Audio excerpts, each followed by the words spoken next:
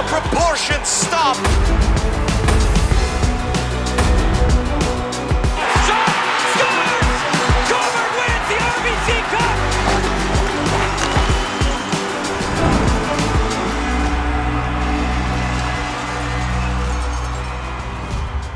Hey, this is the OJ Today. What's up, everyone? I'm Bastyovanszky. Thank you so much for tuning in. We've got a ton of stuff on this week's program, lots of league news, and we've also got the plays of the month for November. That's coming up later on. But first, game highlights. And you know, when your team is named after the best player to ever lace up skates, you got a lot to live up to.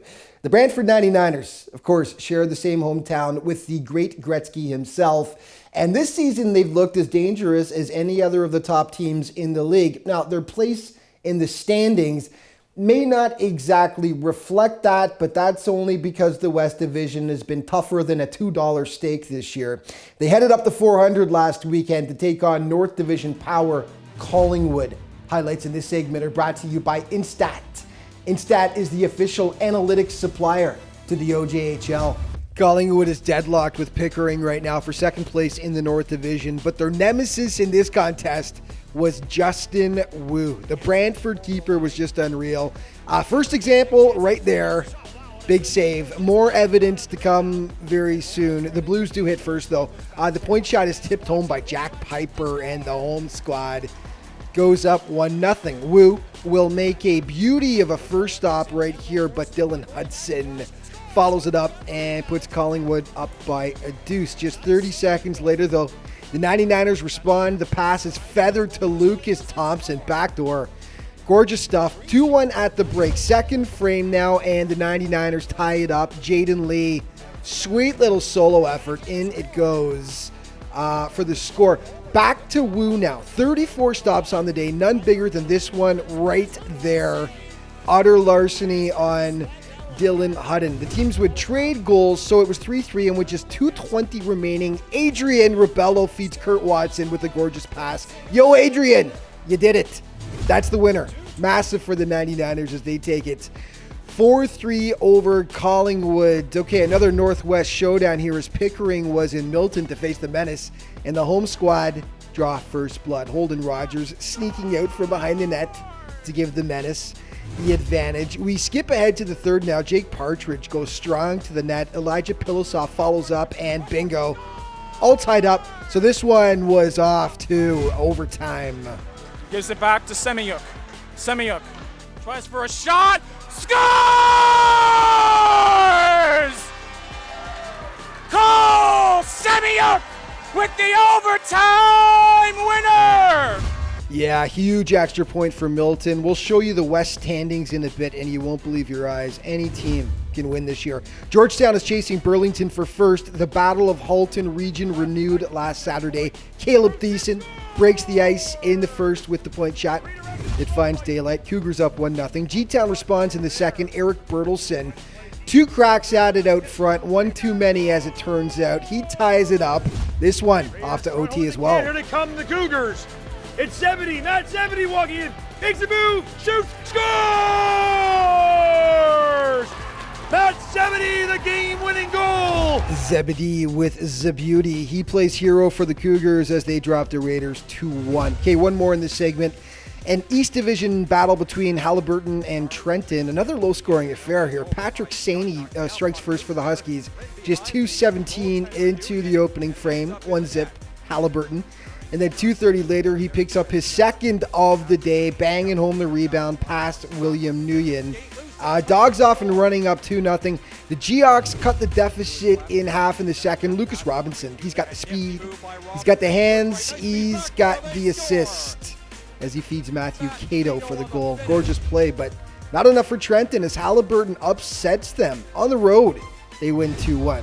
Okay, big news. Tickets are now on sale for the OJHL's All-Star Celebration. It'll take place January 14th and 15th at Collingwood's Eddie Bush Arena. You can attend for both days, $30. It'll be jam-packed, an alumni game, skills contest, and of course the big game itself. Broadcast coast to coast on CHCH television. Head to ojhl.ca for more information. It is going to be one heck of a great weekend. Okay, the players of the month were announced. Brought to you by Warrior. Warrior, the official hard goods supplier to the Ontario Junior Hockey League. Your goalie of the month, Zachary Roy. What a great pickup he's been since coming over from the Hamilton Bulldogs of the OHL for Pickering. Great stats on the month.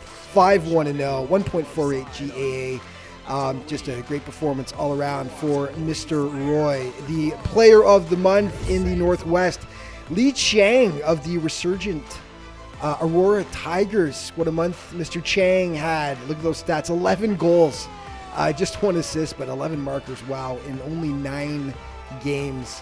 He's been great for the Tigers this year. And Oliver Tarr in the Southeast for the Halliburton Huskies. And yeah, he's been an absolute sniper this year. Last month, 17.7 goals, 10 assists in just 11 games. And this was the cherry on top right there. The lacrosse goal against North York that may go down as being the goal of the year.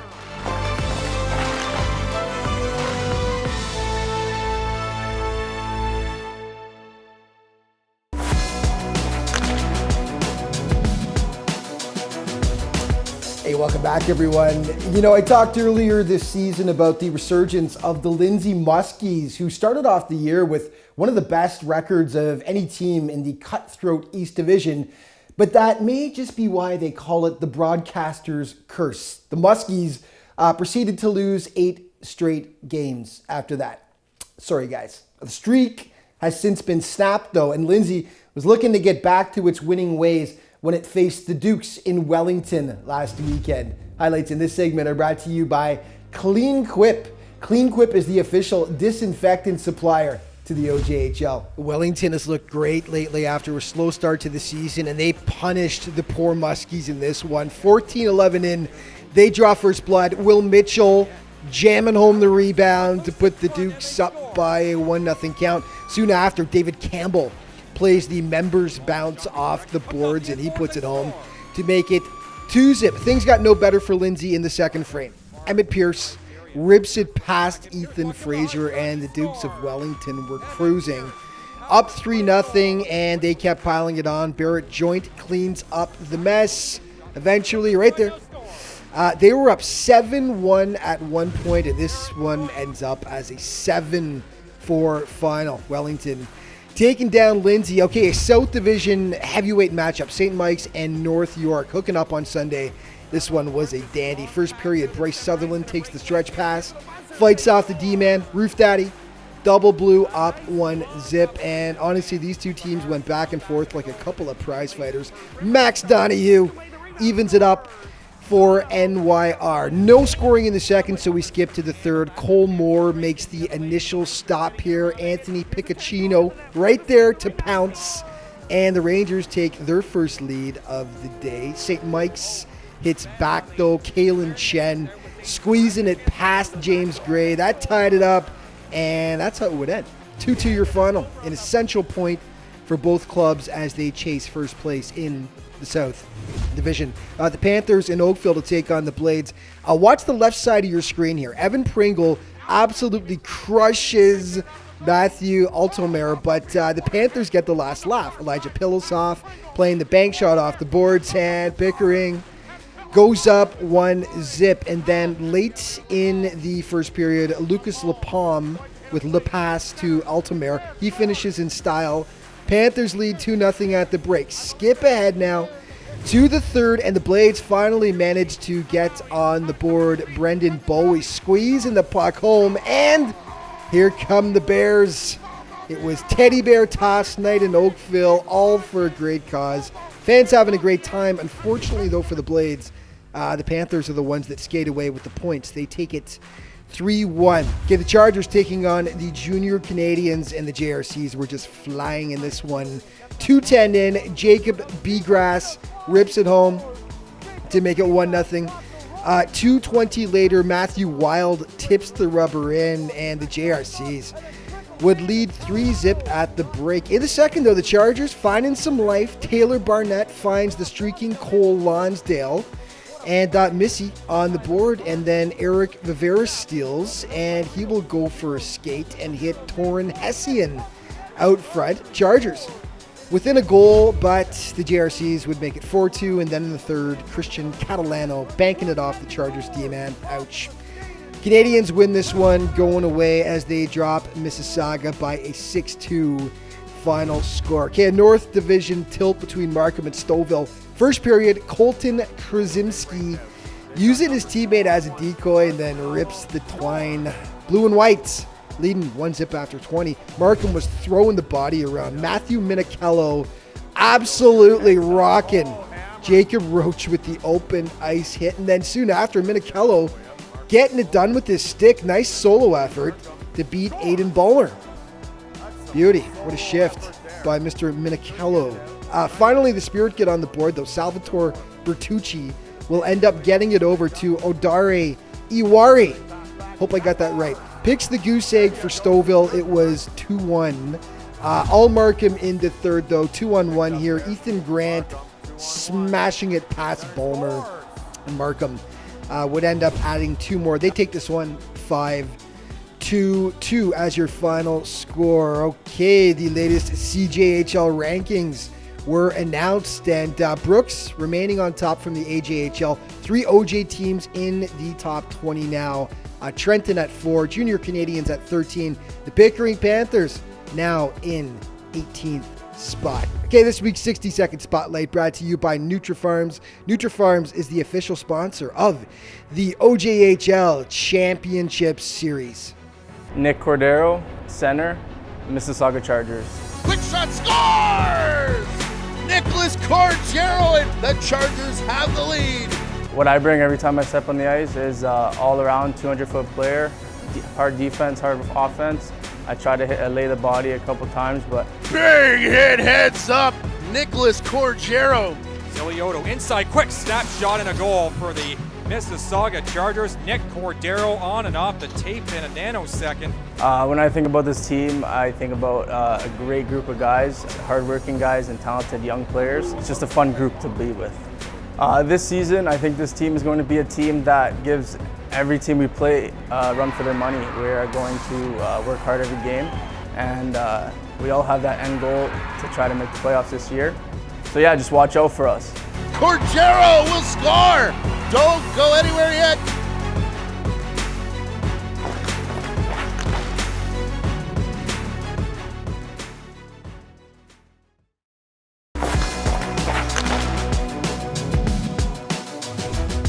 This segment of the OJ Today is brought to you by Jostens. Jostens is the official award and ring supplier to the OJHL. Hey, welcome back, everyone. This week's alumni interview features a guy who was an absolute force of nature with the Aurora Tigers a few years back, and he is now lighting it up south of the border. Broken up by Britt. Over the blue line. Over to Romano. One-timer. Score! Anthony Romano. And Clarkson leads 3-1. Yeah, Anthony Romano played 1 full season with the Aurora Tigers back in 2017-18, and he made an immediate impact. There's a look at his stats. As a rookie, impressive stuff, and he went on to be drafted in the 6th round of the NHL draft by the Arizona Coyotes before going on to Clarkson University in the United States. And he joins us now from Potsdam, New York. Anthony, thank you so much for taking the time to join us. How you doing, man? Things are good. Thank you for having me. You're part of a Clarkson team that's actually jammed with OJHL alumni, and you guys are flying right now. Off to a great start this season. You're in your 3rd year at Clarkson University. Just talk about what it's been like playing for the Golden Knights so far. It's been an honor. I've had a great 3 years here. Casey Jones and the coaching staff have been great. The boys are amazing, and you know, kind of coming up short the past 2 years with the COVID, couldn't really get an opportunity to chase a championship. We're looking forward to that this year, chasing the ECAC championship as well as the national championship. Yeah, and a lot of the OJ guys on our team for sure. We got Beck, Martino, Campoli, Jacome.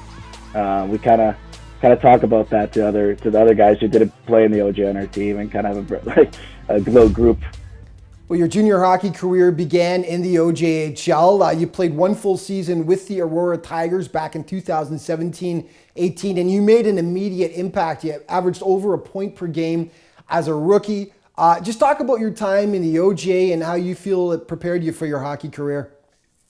Yeah, it was definitely a jump. I came from midget hockey, and I didn't know what to expect coming into it, but I AP'd with the Junior Canadians the year before, and that kind of led to me getting my feet wet, and I was ready to start the season well. Vince Bellissimo was a great coach.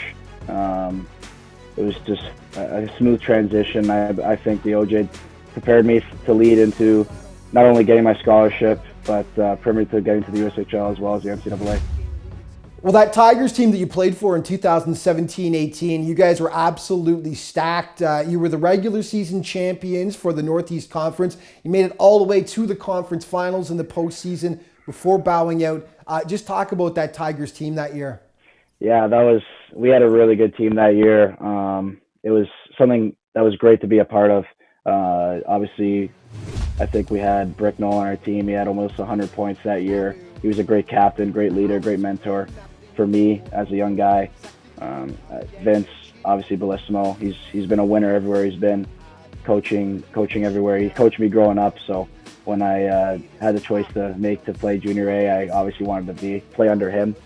As you can see, like everywhere he coaches, we're always a winning team. So the culture there was great. Jim Thompson, first class, and as well as Dermot Anderson, the GM. So nothing bad to say about the Aurora Tigers organization. It was a great experience. Well, before we go, of course, we can't neglect to mention that you were drafted by the Arizona Coyotes in the 2019 NHL draft. Just talk about that moment when you found out that you were selected by the Coyotes and where you go from here. Yeah, that was probably one of the best days of my life. It was a fantastic experience. Also a very nerve-wracking one.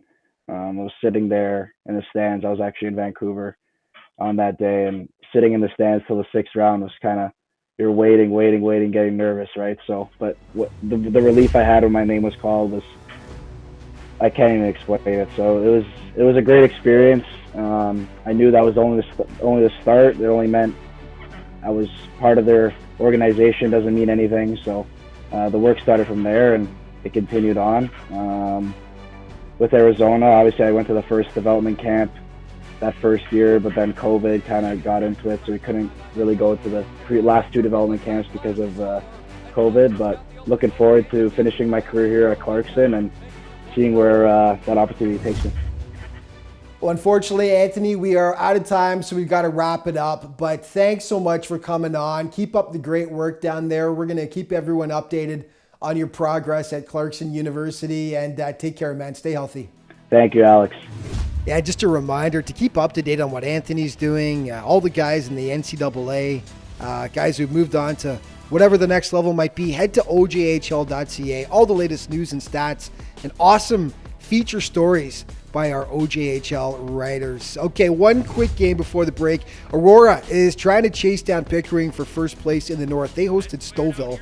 The Spirit draw first blood. Davis Bone, boom. He pops the bottle to make it 1-0. Aurora knots it up in the second, though. First, Lucas Stanajevic. He will make it 1-1. And then it's Blake Frost with one of the goals of the year so far. Frost now has it. Frost angle with a puck. Frost going to go 200 feet. Frost and score! Was that any good? Oh yeah, it was. Kevin Dean with a great call there. The Tigers kept coming in the third. Justin Biraben going top shelf. Cats in full control, and they would end up adding one more as Aurora takes down Stouffville by a 4-1 count.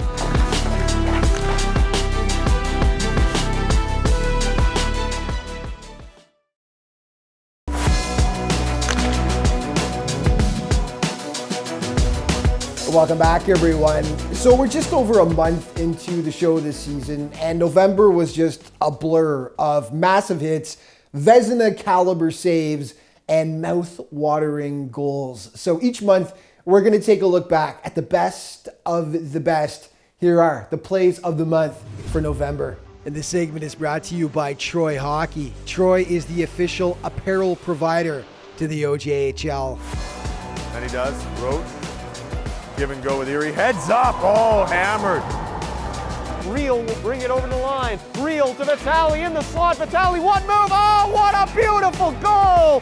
Forehand to backhand to the back of the net. They get it back. Henry, oh, what a move. Oh, what a move. Scores! Henry!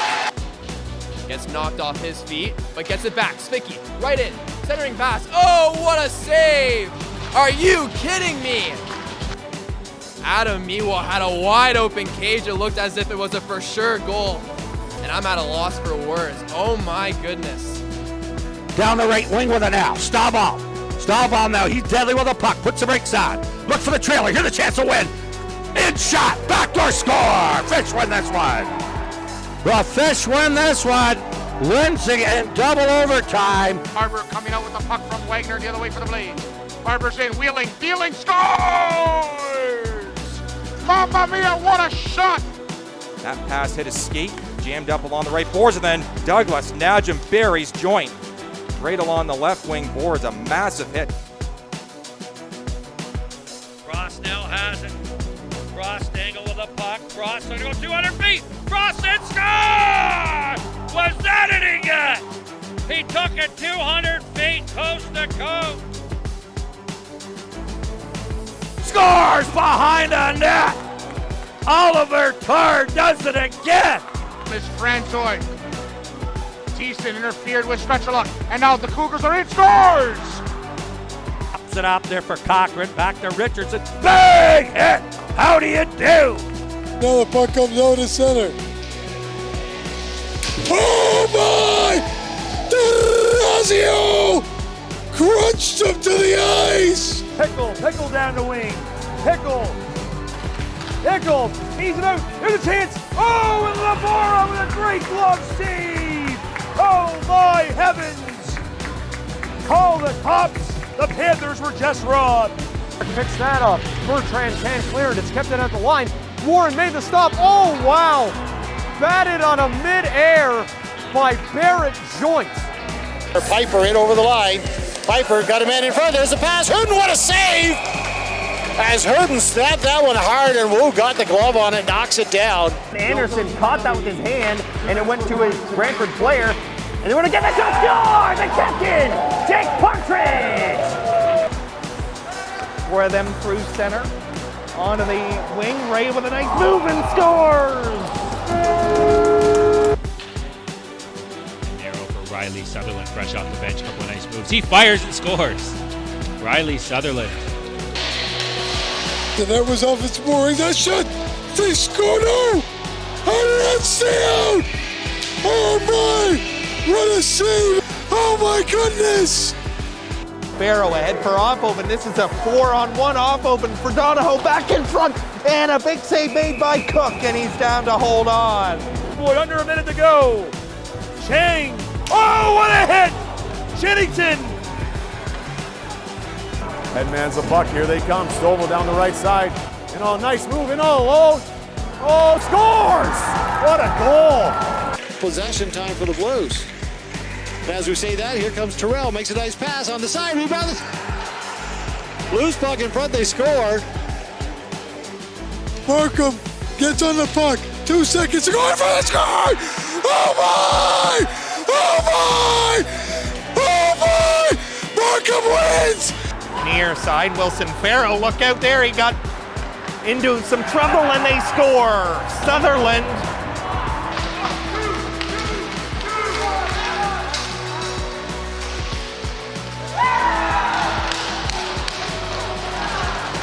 There was Riley Rogers and that was stopped by Gray. From back of the goal, scores, oh my! The lacrosse goal from Tarr. Oh my goodness, Oliver Tarr. Man, oh man. Yeah, that might just go down as the goal of the year. Okay, OJ Leaders now brought to you by NutriFarms, the official sponsor of the OJHL Championship Series. Our scoring leaders right now, Bancroft continues to lead the way, followed by Brad Summers, Bryce Sutherland, Oliver Tarr, and a new addition to the top 5, Matthew Wild of the Junior Canadians. Standings now in the Southeast, the JRC's tied with North York on top of the South, followed closely by St. Mike's. In the East, Trenton, a healthy 10-point lead over second place Halliburton and Wellington. And in the Northwest, Pickering, 10-point lead over Aurora, who's now tied with Collingwood. And out west, just look at the top to bottom in that division. Every team still 500 or better. It's going to be a dogfight all season long. And that is going to wrap it up for this week's show. But just a reminder, all throughout the season, to stay up to date on what's going on in the Ontario Junior Hockey League, make sure to check out all of the league's different social media outlets. Thanks so much for tuning in. See you next week.